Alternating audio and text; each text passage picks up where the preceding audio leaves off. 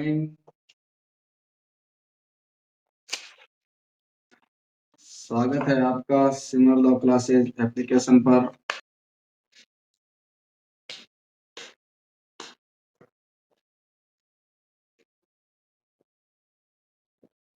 दंड प्रक्रिया संहिता 1973।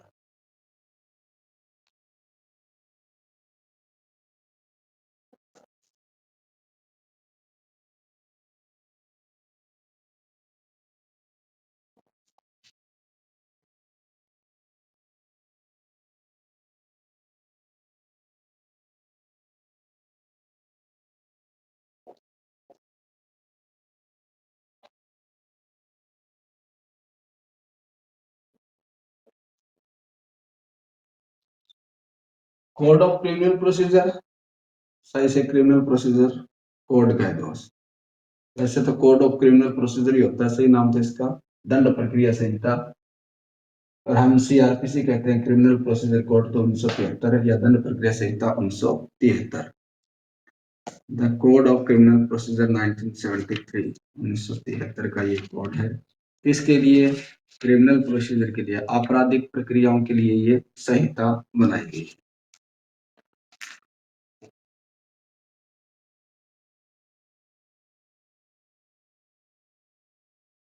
एक बार सारे बता दें भाई कि आवाज प्रॉपर आ रही है, दिखाई ठीक दे रहा है। और दंड प्रक्रिया संहिता 1973, 1974 का अधिनियम संख्या, ये जो दंड प्रक्रिया संहिता 1973 है, इसका जो अधिनियम संख्या है वो है 1974 का अधिनियम संख्या है 1974 का अधिनियम संख्या 2। और इसे अगर इंग्लिश में लिखना चाहे तो एक्ट नंबर 2 ऑफ 1974, 25 जनवरी 1974 को इसको राष्ट्रपति के द्वारा मंजूरी मिलती है। 25 जनवरी 1974 को 1 अप्रैल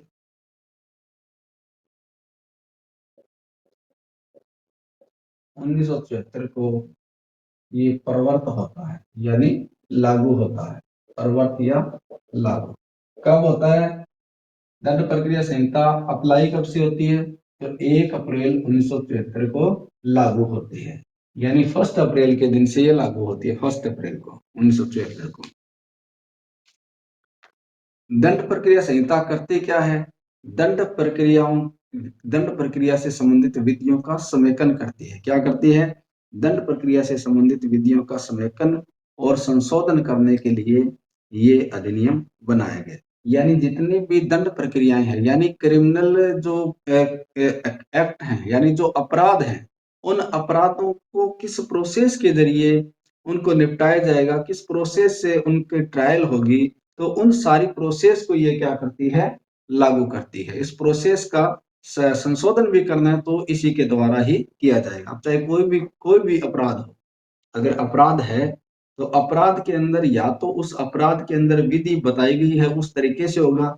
मान लो कोई भी एक्ट है, कोई भी ऑफेंस है, तो उस अपराध में अगर कोई प्रक्रिया बताई गई है, उस आपराधिक विधि में अगर कोई प्रक्रिया बताई गई है, तब तो उस विधि की प्रक्रिया के द्वारा उसका निपटारा किया जाएगा। किसी भी आपराधिक विधि के अंदर अगर उस अपराध की प्रक्रिया बता दी है, इसको कैसे हैंडल किया जाएगा, तब तो होगा उस विधि के द्वारा। अगर किसी आपराधिक विधि में प्रक्रिया नहीं बताई गई है, तो फिर सभी आपराधिक विधियों को किसके द्वारा निपटाया जाएगा? सीआरपीसी के द्वारा। यानी फिर सीआरपीसी में बताई गई प्रोसेस का पालन किया जाएगा। आईपीसी के अंदर तो बताई गई जितनी विधियां वो तो सारी है ही सीआरपीसी के द्वारा। आईपीसी में बताए गए अपराधों का प्रोसेस कैसे होगा, उनका निपटारा कैसे किया जाएगा, सीआरपीसी के द्वारा किया जाएगा। अगर अन्य कोई तत्समय प्रवर्त विधि कोई है, तो अगर उस विधि के अंदर कोई विशेष प्रक्रिया है, तब तो उस विशेष प्रक्रिया के द्वारा, अन्यथा सीआरपीसी में बताई गई प्रक्रिया के द्वारा इन आपराधिक मामलों का विचारण निर्णय किया जाएगा। यानी सारी प्रोसेस सीआरपीसी में बताई गई है, उसका अनुसरण किया जाएगा। ये जो दंड प्रक्रिया संहिता है, इसमें कुल जो धाराएं हैं वो है 484 धाराएं। कितनी धाराएं? 484 धाराएं हैं। 484 बड़ा सुंदर आंकड़ा है। 484 484 इसमें धाराएं हैं।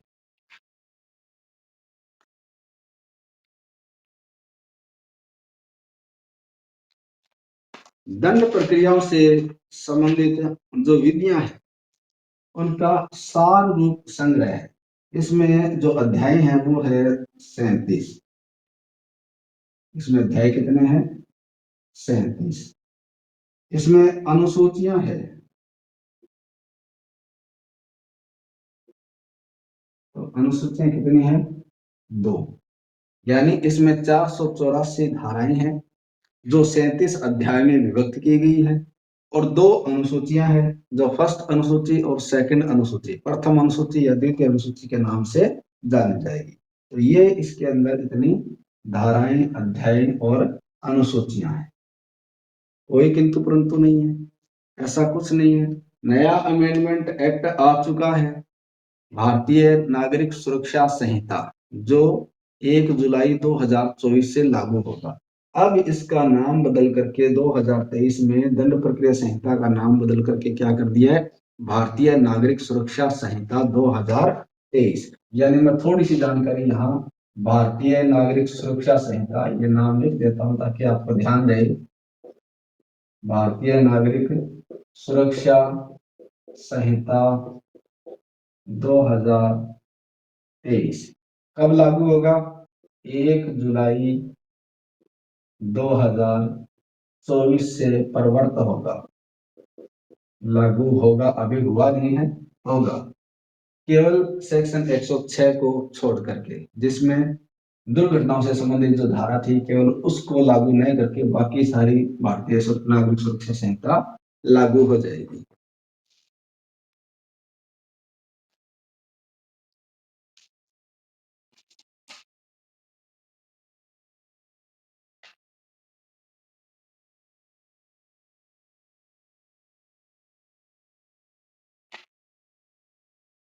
फर्स्ट जो शेड्यूल है, फर्स्ट जो शेड्यूल है इसकी 2 अनुसूचियां हैं। पहली शेड्यूल के अंदर तो अपराधों का वर्गीकरण किया गया है। क्या किया गया है? इसमें जो 2 अनुसूचियां ना, जिसमें फर्स्ट अनुसूची है उसमें तो अपराधों का वर्गीकरण किया गया है। उसमें अपराधों के बारे में बताया गया है, ये अपराध है, इसका ये ट्रायल होगा, ये है। दूसरी जो शेड्यूल है उसमें प्रारूप बताया गया है। क्या बताया गया? प्रारूप। प्रारूप का मतलब बंद पत्र लिया जाएगा तो उसका प्रारूप क्या होगा, सम्मन लिया जाएगा तो उसका प्रारूप क्या होगा, वारंट भेजेंगे तो वारंट का प्रारूप क्या होगा, इस टाइप से चार्ज होगा तो चार्ज का प्रारूप क्या होगा। यानी हर एक चीज का प्रारूप बताया गया है शेड्यूल सेकंड के अंदर, द्वितीय अनुसूची में। तो द्वितीय अनुसूची है उसके अंदर सारे प्रारूप बताए गए हैं।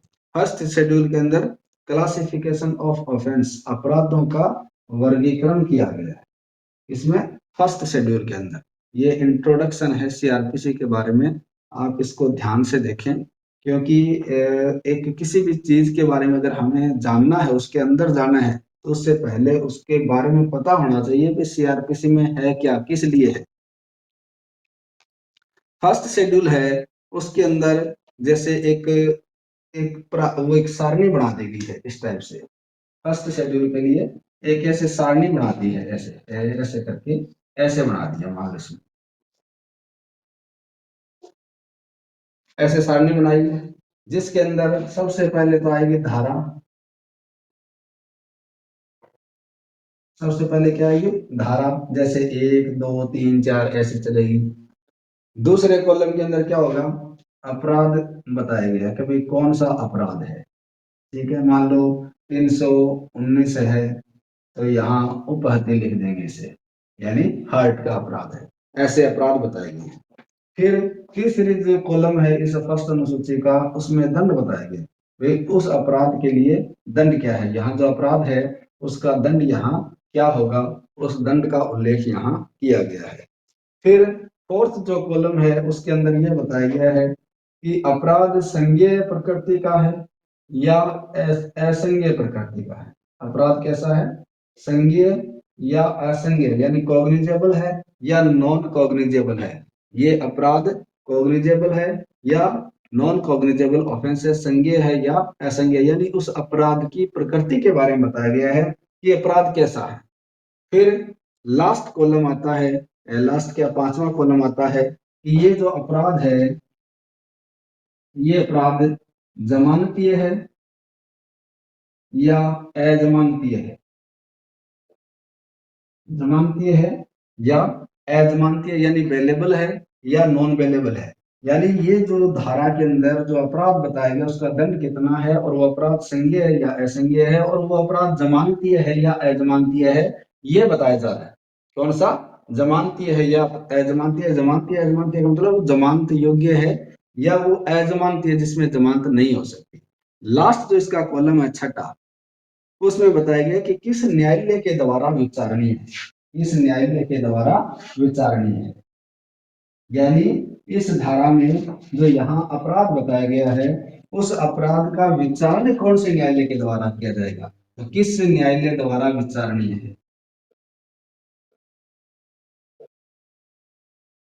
किस न्यायालय द्वारा विचारणीय है। यानी ये अपराध कौन से न्यायालय में ट्रायल चलेगा, कौन से न्यायालय में विचारण किया जाएगा। भाई न्यायालय तो बहुत सारे होते हैं, कोई जेएम फर्स्ट का न्यायालय है, कोई जेएम सेकंड का न्यायालय है, कोई एडीजे का न्यायालय है, एडिशनल सेशन जज का है, कोई सेशन जज का है, हाई कोर्ट है, सुप्रीम कोर्ट है, तो बहुत सारे कोर्ट हैं। पर इनमें से ये इस धारा में ये बता दिया गया कि अगर ये धारा का अपराध है तो ये इस कोर्ट में चलेगा।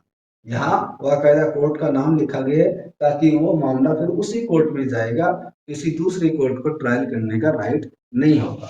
तो सबसे पहले जो शेड्यूल फर्स्ट है वो क्या करती है, अपराधों का वर्गीकरण करती है। भी एक अपराध है उसके क्या क्या पार्ट्स हैं, तो धारा, अपराध, दंड, संज्ञेय असंज्ञेय, जमानतीय अजमानतीय, और वो अपराध कौन से न्यायालय के द्वारा विचारणीय। ये फर्स्ट शेड्यूल के अंदर बता दिया गया है कि ये अपराध जिसके ये पार्ट्स होंगे और इस तरीके से इसको टैकल किया जाएगा। पूरी सीआरपीसी के अंतर्गत जो भी अपराध हैं, जो भी आईपीसी के अंदर जो अपराध हैं, उनको यहाँ बता दिया गया, उनका वर्गीकरण यहाँ कर दिया गया फर्स्ट शेड्यूल के अंदर। ठीक है, जो आईपीसी में है उनका तो वर्गीकरण यहाँ कर दिया गया है। आईपीसी के अलावा अगर अन्य कोई तत्समय प्रवर्त विधि के अधीन है तो उसका उस विधि के अधीन बताया गया कि भाई ये अपराध कौन से न्यायालय के द्वारा विचारणीय होगा, तो वो फिर उस न्यायालय के द्वारा विचारित किया जाएगा।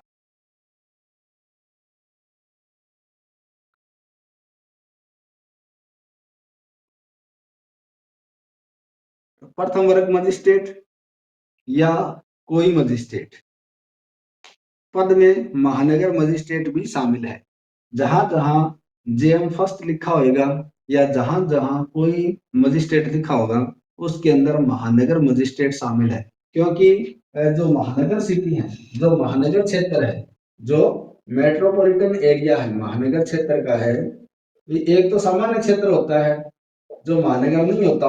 महानगर कौन सा क्षेत्र होगा, वो क्षेत्र होगा जो जिसकी जनसंख्या 10 लाख से अधिक है और जिसको सरकार ने महानगर घोषित कर दिया है अधिसूचना के द्वारा। तो ऐसा क्षेत्र क्या कहलाएगा, महानगर क्षेत्र कहलाएगा। तो महानगर क्षेत्र में जो मजिस्ट्रेट होगा उसका नाम क्या होगा, महानगर मजिस्ट्रेट होगा। क्या होगा, महानगर मजिस्ट्रेट। तो जहां जेएम फर्स्ट होगा उसका मतलब क्या होगा, महानगर क्षेत्र में महानगर मजिस्ट्रेट होगा, metropolitan magistrate, M metropolitan magistrate, महानगर मजिस्ट्रेट होगा। तो जहां इस सीआरपीसी के अंदर इस संहिता के अंदर यहाँ अगर प्रथम वर्ग मजिस्ट्रेट लिखा हुआ है तो उसका मतलब वो अगर अपराध महानगर में है तो उसका अपराध क्या यहाँ ट्रायल कौन से कोर्ट में होगी, महानगर मजिस्ट्रेट में होगी। तो महानगर मजिस्ट्रेट का अर्थ न्यायिक मजिस्ट्रेट प्रथम वर्ग का अर्थ महानगर मजिस्ट्रेट से लगाया जाएगा अगर वो ऐसा अपराध महानगर क्षेत्र में किया गया है तो।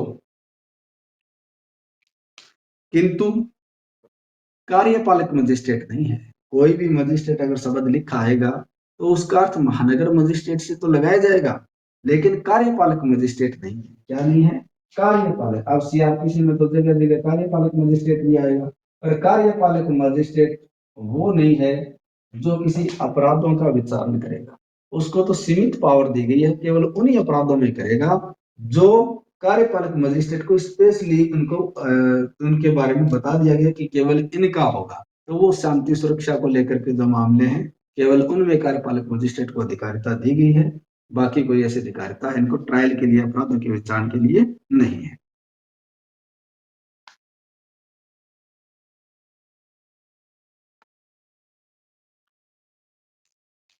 ठीक है, तो ये एक इनके बारे में थोड़ी सी सामान्य जानकारी थी। इसके अलावा इस सीआरपीसी में बताए गए शब्दों का निर्वाचन कैसे किया जाएगा, तो सारवान न्याय को प्राप्त करने के लिए इसका इंटरप्रिटेशन किया जाएगा। यानी निर्वाचन कैसा होगा, सारवान न्याय निर्देशक होगा। यानी इसका शब्दों का निर्वाचन, इसका सीआरपीसी का निर्वाचन कहीं अगर स्पष्ट नहीं है तो उसको सारवान न्याय के रूप में इसका इंटरप्रेट किया जाएगा, इसका निर्वाचन किया जाएगा। ठीक है, यहाँ तक कोई दिक्कत नहीं। अब हम चलेंगे सेक्शन 1 को लेकर के, कि जो संहिता के बारे में बताता है कि ये इसका नाम क्या है, इसका विस्तार क्या है, इसका प्रारंभ कब हुआ है, तो किस पर लागू है, किस पर लागू नहीं है, ये सेक्शन 1 में बताया गया है। हालांकि मैंने आपको इम्पोर्टेंट क्वेश्चन की ही क्लास प्रोवाइड करवानी है, पर बेसिक चीज है ना, बेसिक चीज 1 या 2 क्लास की है, वो आपको थोड़ी थोड़ी मैं जरूर बताऊंगा, ताकि आपको सीआरपीसी के बारे में किसी प्रकार का संशय नहीं रहे। एक तो ये बेसिक बातें होंगी, दूसरे में जो डेफिनेशन क्लोज होगा, क्योंकि अगर हम सीधे इंपॉर्टेंट क्वेश्चन करने लग जाएं तो आपको वो आगे शब्द बड़े परेशान करेंगे कि भाई शब्द का अर्थ क्या है। तो हम डेफिनेशन क्लोज में जो जो अपने काम के हैं उन सब को पहले डेफिनेशन क्लोज में उसको डिफाइन करेंगे, फिर उसके बाद हम डायरेक्ट क्वेश्चन पर चलेंगे। तो एक तो सेक्शन 1 क्या कहता है, यहाँ तक की बात कोई दिक्कत है, कोई चीज समझ में नहीं आ रही हो तो अभी आप बता सकते हो। और सुबह की क्लास का एक्सपीरियंस आपका कैसा है या रहने वाला है, तो वो भी आप बताइए। हो सकता है थोड़ा सा उठने में परेशानी हो रही होगी हाल, पर ये क्लास डेफिनेटली आपके लिए बहुत उपयोगी होगी। चैप्टर फर्स्ट है ये, अध्याय फर्स्ट, और धारा 1, यानी 1 से लेकर के 5 धाराएं हैं इसमें। इसमें चैप्टर फर्स्ट में सेक्शन 1 से लेकर के 5 धाराएं, जिसका नाम क्या दिया चैप्टर का, प्रारंभिक, प्रारंभिक या प्रिलिमिनरी। प्रारंभिक क्या है, ये प्रारंभिक करता है, ये स्टार्टिंग करता है किसकी, सीआरपीसी की। सीआरपीसी की प्रारंभिक यानी इसके प्राइमरी जो चीजें हैं उनके बारे में यहाँ बताता है। धारा 1 क्या कहती है, धारा 1 कहती है संक्षिप्त नाम, विस्तार और प्रारंभ। संक्षिप्त नाम, विस्तार और प्रारंभ। यानी धारा 1 इस संहिता का शॉर्ट टाइटल बताती है, इस संहिता का एक्सटेंड कहाँ तक है, विस्तार कहाँ तक है, और इस संहिता का प्रारंभ कब होता है, यानी ये लागू कब होती है। ये 3 चीजें धारा 1 बताती है। क्या बताती है, संक्षिप्त नाम, शॉर्ट टाइटल। शॉर्ट टाइटल क्या होगा, the code of criminal procedure. इसका संक्षिप्त नाम क्या होगा, दंड प्रक्रिया संहिता 1973। यानी इसका संक्षिप्त नाम क्या होगा, दंड प्रक्रिया संहिता 1973। दंड प्रक्रिया संहिता 1973। इसका पूरा नाम अगर पढ़े ना, पूरा नाम क्या है, तो पूरा नाम होता है दंड प्रक्रिया संबंधी विधि का समेकन और संशोधन करने के लिए अधिनियम। ये इसका पूरा नाम होता है। और शॉर्ट नाम इसका क्या होगा, हम इसे शॉर्ट में क्या कहेंगे, दंड प्रक्रिया संहिता 1973 कहेंगे। इसका विस्तार कहाँ तक होगा, इसका विस्तार कहाँ तक होगा, तो यानी ये इसका जो एरिया है ये कहाँ कहाँ लागू होगी, तो इसके बारे में इसका एक्सटेंट बताया गया है कि इसका विस्तार कहाँ तक होगा। तो विस्तार कहां तक होगा? विस्तार जम्मू कश्मीर के सिवाय संपूर्ण भारत पर होगा। कहां होगा विस्तार? जम्मू कश्मीर के सिवाय, J&K, जम्मू एंड कश्मीर के सिवाय संपूर्ण भारत पर होगा।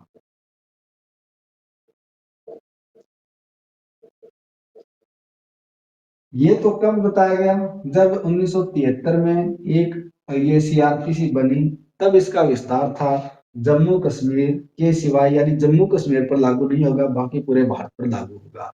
लेकिन अब जम्मू कश्मीर को क्या कर दिया है? इसका विशेष राज्य का जो दर्जा था वो समाप्त कर दिया गया है।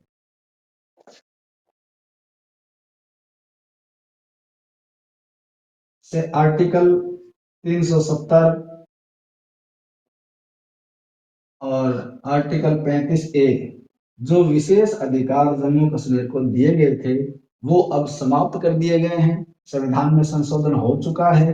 अब कब? 31 अक्टूबर 2019 से ये सीआरपीसी का विस्तार कहाँ हो गया है? इस जम्मू कश्मीर के सिवाय को क्या कर दिया? समाप्त कर दिया, हटा दिया, लोप कर दिया।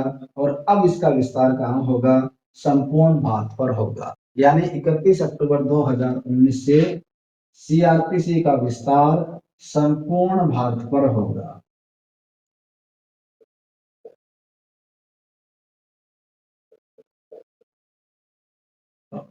अब वर्तमान की क्या पोजीशन है? वर्तमान की पोजीशन ये है कि सीआरपीसी का विस्तार कहाँ है? तो संपूर्ण भारत पर इसका विस्तार है। और हमें ये डेट ध्यान में रखनी है कि कब से सीआरपीसी का विस्तार हुआ संपूर्ण भारत पर? 31 अक्टूबर 2019 से। जम्मू कश्मीर पर जो लागू नहीं होती थी सीआरपीसी, अब 31 अक्टूबर 2019 से सीआरपीसी भारत में जम्मू कश्मीर पर भी लागू होगी। यानी सीआरपीसी लागू होगी, इसका मतलब जो आईपीसी है वो तो स्वतः ही लागू होगी, क्योंकि ये तो प्रक्रिया बताती है, और प्रक्रिया तो उसकी बताएगी ना जो मूल विधि है। तो मूल विधि लागू है तभी तो ये लागू है। यानी अब भारत के जितने भी कानून हैं वो सारे के सारे जम्मू कश्मीर पर लागू हैं। पहले बाकायदा लिखा होता था कि इसके सिवाय, जिस पर लागू नहीं होता उसको ऐसे लिखते हैं कि जम्मू एंड कश्मीर के सिवाय संपूर्ण भारत पर, यानी इस पर लागू नहीं है, बाकी जो भारत बच गया उस पर लागू है। अब ये हटा दिया।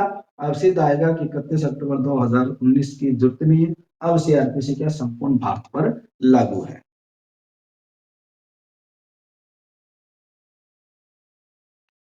अगस्त 2019 में जम्मू कश्मीर पुनर्गठन अधिनियम पारित किया गया था, अगस्त में। और फिर अक्टूबर में उसको अप्लाई कर दिया, और सारे कानून भारत के जितने भी थे वो सारे के सारे यहाँ लागू हो गए।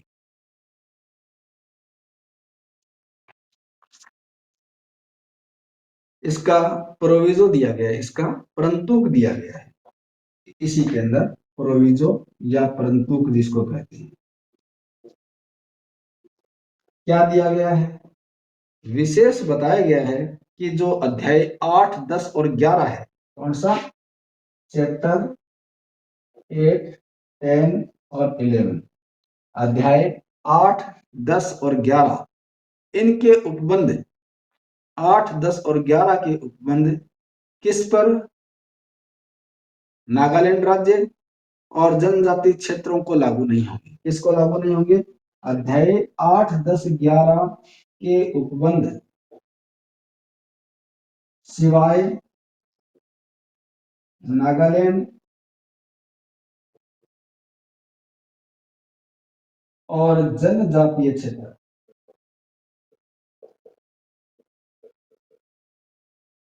को लागू नहीं होगा। यानी जो अध्याय 8, 10 और 11 में जो प्रावधान बताए गए हैं, उन प्रावधानों को कहाँ लागू नहीं कर सकते? एक तो नागालैंड में लागू नहीं कर सकते, और एक जनजातीय क्षेत्रों पर लागू नहीं होंगे। बाकी ये प्रावधान पूरे भारत में लागू होंगे। बाकी सीआरपीसी के सारे अध्याय पूरे भारत में लागू होंगे, लेकिन इन 8, 10 और 11 में बताए गए उपबंधों को इनमें लागू नहीं किया जाएगा, ये बाकी भारत में लागू होंगे। तो 8, 10, 11 नागालैंड राज्य को और जनजातीय क्षेत्रों को लागू नहीं होंगे। किंतु अगर वहां की राज्य सरकार, मान लो नागालैंड की राज्य सरकार या जहां जहां जनजातीय क्षेत्र हैं उनकी राज्य सरकार अगर क्या करती है? अधिसूचना जारी करती है। क्या करती है? अधिसूचना जारी करती है।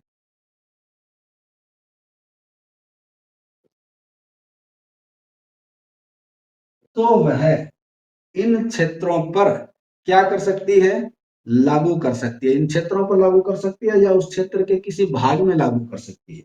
वह इन क्षेत्रों में या ऐसे क्षेत्र के किसी भाग में इन अध्याय 8, 10 और 11 को लागू कर सकती है। पर कब करेगी? ऐसी अधिसूचना जारी करने के बाद संबंधित राज्य सरकार बाकायदा गजट नोटिफिकेशन जारी करेगी और वो नोटिफिकेशन जारी करेगी, उसमें ये लिखेगी कि ऐसे नागालैंड क्षेत्र पर भी ये प्रावधान लागू होंगे, या ऐसे लिखेगी कि नागालैंड क्षेत्र के फला एरिया में ये लागू होंगे, या ऐसे जनजाति क्षेत्र पर लागू होंगे, या ऐसे जनजाति क्षेत्र के किसी भाग पर लागू होंगे। तो ऐसा लागू कर तो सकती है, राज्य सरकार को पावर दी गई है, पर वो अधिसूचना जारी करेगी तभी ऐसे नागालैंड या जनजाति क्षेत्र पर या उसके किसी भाग पर सीआरपीसी का अध्याय 8, 10 और 11 लागू होगा। बाकी अध्याय सारे यहाँ लागू हैं। बाकी सीआरपीसी के जितने भी अध्याय हैं वो नागालैंड और जनजाति क्षेत्रों पर भी लागू है, पर केवल इनको छोड़ करके लागू है। इनको लागू करने का काम राज्य सरकार पर छोड़ दिया। अगर राज्य सरकार अधिसूचना जारी करके लागू करना चाहे तो कर सकती है, अगर वो अपने हित में समझती है करना चाहे तो कर सकती है, अदरवाइज वो नहीं करती है तो नहीं करेगी, फिर वो प्रभाव नहीं डालेगी। ठीक है। जनजाति क्षेत्र कौन से होंगे? जो संविधान की छठी अनुसूची के पेरा नंबर 20 में जो बताए गए हैं, संविधान की छठी अनुसूची के पेरा नंबर 20 में जिन क्षेत्रों को जनजाति क्षेत्र बताया गया है वो जनजाति क्षेत्र यहाँ माने जाएंगे। जैसे असम के जनजाति क्षेत्र हैं, शिलोंग नगर पालिका के अंतर्गत आने वाले क्षेत्र हैं, वो एरिया इसमें आता है। 1972 के 1 जनवरी 1972 की 21 जनवरी 1972 को ये जनजाति क्षेत्र घोषित किया गया था संविधान के अनुसूची 6 में। तो वो जो है वो जनजाति क्षेत्र से अर्थ यहाँ लगाया जाए। लागू कब होगा? तो लागू कब होगा? 1 अप्रैल 1974 को लागू होगा, यानी 1 अप्रैल को ये लागू होगी। सीआरपीसी कब लागू बनी? तो कब थी? 1973 में बन चुकी थी। दंड प्रक्रिया संहिता 1973 का अधिनियम है। लागू कब किया गया? 1 अप्रैल 1974 से। कहा? जम्मू कश्मीर के सिवाय संपूर्ण भारत पर। अब 31 अक्टूबर 2019 से ये संपूर्ण भारत पर। ठीक है, इसका शॉर्ट नाम दंड प्रक्रिया संहिता, यानी सेक्शन 1 में ये बातें बताई गई है। सेक्शन 2 में डेफिनेशन बताई गई है। सेक्शन 2 में परिभाषा,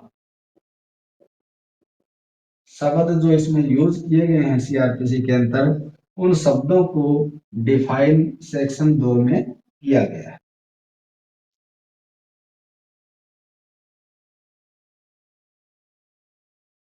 एक को लेकर के कोई संशय है तो आप बोल सकते हो।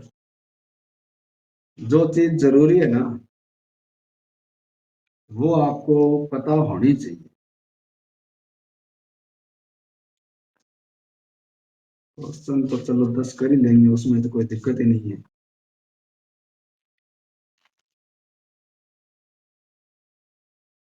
इससे रिलेटेड पूरे मटेरियल को लेकर के 2020 के आसपास मैंने एक वीडियो भी बनाया हुआ है, वो भी यूट्यूब पर पड़ा हुआ है। यूट्यूब पर जाकर के आप ये वीडियो वहां से देख भी सकते हो। स्टार्टिंग का ही है ये, पहले दूसरी क्लास थी मेरी उसमें। सेक्शन 2 में परिभाषाएं, यानी इस संहिता में जिन शब्दों का यूज किया गया है उनको पहले डिफाइन कर दिया है। जैसे मान लो हम कह दें कि भी अपराध, तो अपराध क्या है। हम कह दें कि प्रथम वर्ग मजिस्ट्रेट, तो वो क्या है। हम कह दें कि जमानती और अजमानती अपराध है, तो वो जमानती और अजमानती अपराध क्या है। हम कहते हैं कि सम्मन और वारंट से गिरफ्तार किया जाएगा, तो सम्मन और वारंट होता क्या है। ये सारी डेफिनेशन जितनी भी है वो सारी की सारी यहाँ बताई गई है। कोई संज्ञेय या असंज्ञेय अपराध क्या है, तो वो संज्ञेय किसको कहेंगे, असंज्ञेय किसको कहेंगे, अभी आया था ना अनुसूची के अंदर, फर्स्ट शेड्यूल के अंदर, तो वो होता क्या है। इसको यहाँ सब शब्दों को डिफाइन किया गया है।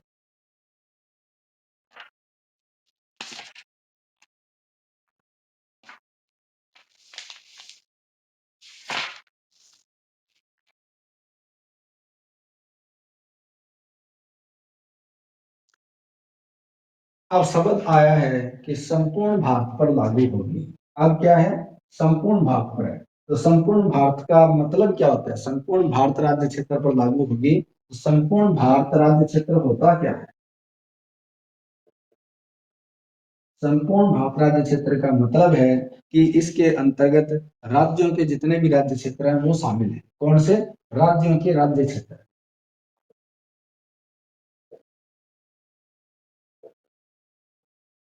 राज्यों के राज्य क्षेत्र का मतलब क्या हुआ, कि अभी वर्तमान में भारत में कितने राज्य हैं, 28 राज्य हैं। 28 राज्यों का जो एरिया है, जो क्षेत्र है, उन सब पर ये लागू होगी। एक नंबर बात। दूसरा, संघ राज्य क्षेत्र। दूसरा कौन सा, संघ राज्य क्षेत्र। जितने भी यूनियन टेरिटरी है, संघ राज्य क्षेत्र है, जिनको हम केंद्र शासित प्रदेश बोलते हैं, तो उन पर भी लागू होगी। वे भारत के सारे राज्य, भारत के सारे संघ राज्य क्षेत्र, यानी अभी कितने हैं, 8 संघ शासित प्रदेश है। तो उन 8 संघ शासित प्रदेशों का जो क्षेत्र है उस पर भी सीआरपीसी लागू होगी। इसके अलावा और कोई क्षेत्र है क्या जिस पर सीआरपीसी लागू होगी, होगी। कौन सा क्षेत्र, ऐसा क्षेत्र जो बाद में भारत में सम्मिलित कर लिया गया, ऐसा क्षेत्र जो भारत में सम्मिलित कर लिया जाए। अगर इस संहिता के लागू होने के बाद कोई ऐसा क्षेत्र है जो उस समय तो भारत में नहीं था, पर बाद में भारत में क्या कर दिया, सम्मिलित कर लिया जाए, भारत में शामिल कर लिया जाए, तो ऐसा अगर कोई सम्मिलित क्षेत्र होगा तो उस पर भी सीआरपीसी क्या होगी, लागू होगी। कल को मान लो कोई एरिया है जो भारत में शामिल कर ले दूसरे देश का, तो उस पर भी सीआरपीसी का प्रभाव पड़ेगा। ये बात इसमें पहले ही लिख दी गई है। समुद्र तल से जितना भी एरिया है, हमारा जो दक्षिणी भाग है वो लगभग समुद्र से घिरा हुआ है, 3 साइड समुद्र से घिरी हुई है। तो समुद्री एरिया में अब ये तो कह दिया कि भारत के राज्य क्षेत्र है, संघ राज्य क्षेत्र है, तो भारत तो ऐसे हो गया, मान लो ऐसे करके ये नीचे वाला एरिया ऐसे हो गया, ये ठीक है। इस साइड में यहाँ तक समुद्री एरिया है, ये सारा क्या है, ये सारा समुद्री एरिया है, यहाँ पानी पानी है।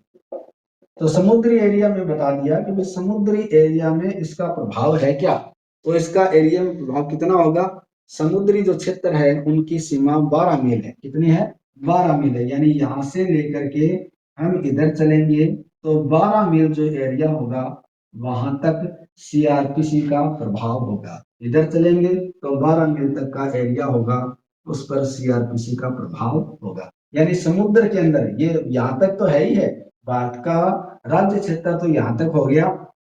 अब यहाँ तो सीआरपीसी है इस पर तो, पर जो समुद्री सीमा है हमारी, यहाँ से लेकर के 12 मील समुद्री सीमा के अंदर भी हमारी सीआरपीसी का प्रभाव होगा। यानी यहाँ तक कोई अगर आएगा, अपराध करेगा, तो उस पर कौन सी लागू होगी, सीआरपीसी लागू होगी।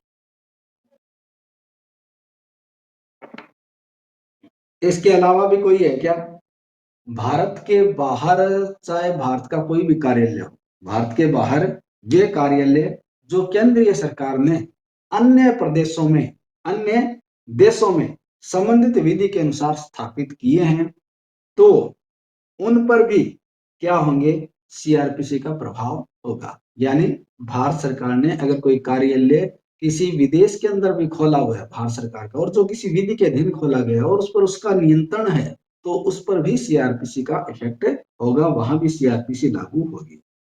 इसके अलावा अगर किसी समुद्री सीमा में कोई पोत है, और पंजीकृत कहाँ है, पंजीकृत भारत के अंदर है। अगर कोई पोत है समुद्री, जो जिसको हम क्या है, जलयान है, वो भारत में रजिस्टर्ड है और कहाँ है, समुद्र के अंदर है, तो किसी भी समुद्री सीमा में भारत में पंजीकृत पोत, चाहे वे राज्य सरकारों के हो या व्यक्ति या संस्थाओं के हो, उन पर भी कौन सी विधि लागू होगी, उन पर भी सीआरपीसी लागू होगी। अगर उनमें कोई अपराध किया जाता है और वो ऐसा पोत भारत में रजिस्टर्ड है, चाहे वो कहीं हो, चाहे वो कहीं भी हो समुद्री सीमा में, तो उसके अंदर भारत की विधि लागू की जाएगी, यानी सीआरपीसी वहां प्रभाव में आएगी। इसके अलावा भारत के सीमा क्षेत्र के ऊपर, इसके अलावा जो भारत का सीमा क्षेत्र है इसके ऊपर अगर आकाश में, इसके ऊपर आकाश में अगर कोई भी विमान उड़ रहा है, तो उसके ऊपर भी कौन सी विधि लागू होगी, सीआरपीसी लागू होगी। भाई भारत के अंदर अमेरिका का विमान उड़ रहा है, उसमें अगर कोई अपराध हो रहा है जब वो भारत के अंदर उड़ रहा था, तो उस पर कौन सी विधि लागू होगी? उसमें हुए अपराधों का जो ट्रायल है वो कैसे किया जाएगा? उस सीआरपीसी के अकॉर्डिंग किया जाएगा।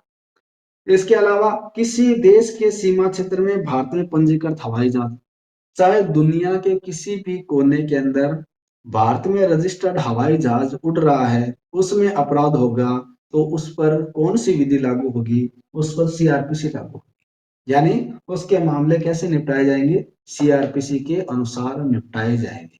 भाई अमेरिका के अंदर हमारा विमान उड़ रहा है, भारतीय एयरलाइंस का विमान उड़ रहा है, भारत में रजिस्टर्ड है, अमेरिका के सीमा क्षेत्र में उड़ रहा है, आकाश में है, और वहां उसके अंदर ऊपर कोई झगड़ा हो जाता है, तो उस झगड़े पर कौन सी विधि लागू होगी? उस झगड़े पर सीआरपीसी के अनुसार वो मामला निपटाया जाएगा।